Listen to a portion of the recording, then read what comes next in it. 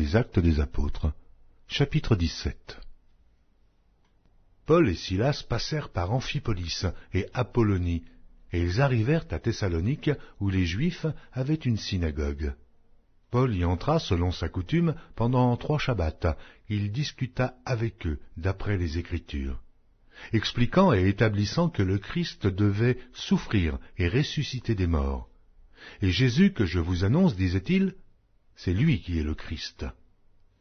Quelques-uns d'entre eux furent persuadés et se joignirent à Paul et à Silas, ainsi qu'une grande multitude de Grecs craignant Dieu et beaucoup de femmes de qualité. Mais les Juifs, jaloux, prirent avec eux quelques méchants hommes de la populace, provoquèrent des attroupements et répandirent l'agitation dans la ville.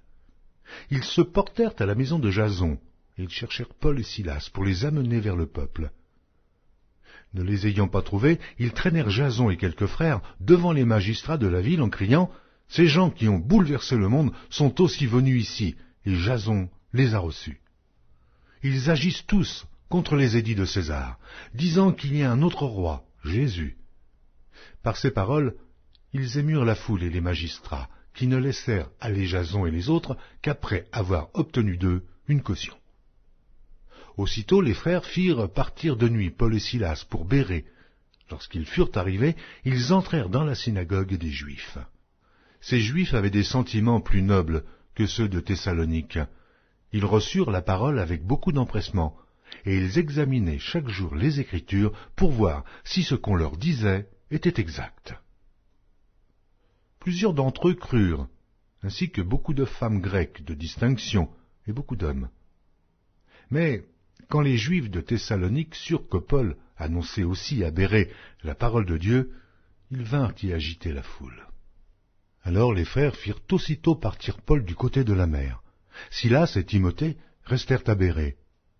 Ceux qui accompagnaient Paul le conduisirent jusqu'à Athènes, puis ils s'en retournèrent, chargés de transmettre à Silas et à Timothée l'ordre de le rejoindre au plus tôt.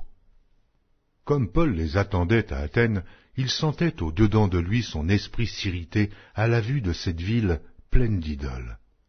Il s'entretenait donc dans la synagogue avec les Juifs et les hommes craignant Dieu, et sur la place publique chaque jour avec ceux qu'il rencontrait. Quelques philosophes épicuriens et stoïciens se mirent à parler avec lui, et les uns disaient « Que veut dire ce discoureur ?» D'autres, l'entendant annoncer Jésus et la résurrection, disaient « Il semble qu'il annonce des divinités étrangères. » Alors ils le prirent et le menèrent à l'aréopage en disant « Pourrions-nous savoir quelle est cette nouvelle doctrine que tu enseignes? Car tu nous fais entendre des choses étranges.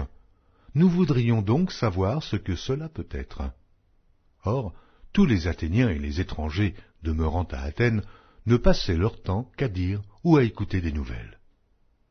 Paul, debout au milieu de l'aréopage, dit « Hommes athéniens, je vous trouve à tous égards extrêmement religieux, car en parcourant votre ville et en considérant les objets de votre dévotion, j'ai même découvert un autel avec cette inscription « À un Dieu inconnu ».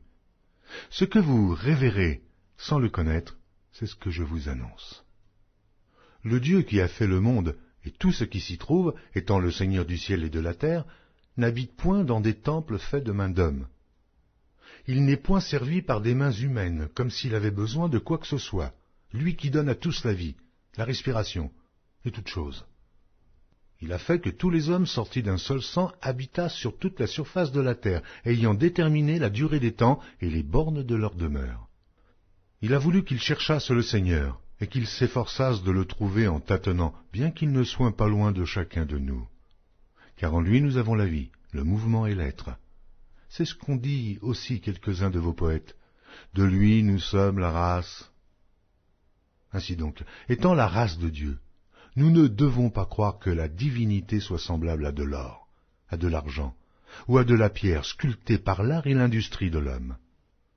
Dieu, sans tenir compte des temps d'ignorance, annonce maintenant à tous les hommes, en tout lieu, qu'ils aient à se repentir, parce qu'il a fixé un jour où il jugera le monde selon la justice, par l'homme qu'il a désigné, ce dont il a donné à tous une preuve certaine en le ressuscitant des morts. Lorsqu'ils entendirent parler de résurrection des morts, les uns se moquèrent et les autres dirent « Nous t'entendrons là-dessus une autre fois. » Ainsi Paul se retira du milieu d'eux. Quelques-uns, néanmoins, s'attachèrent à lui et crurent. Denis, l'Aréopagite, une femme nommée Damaris, et d'autres avec eux.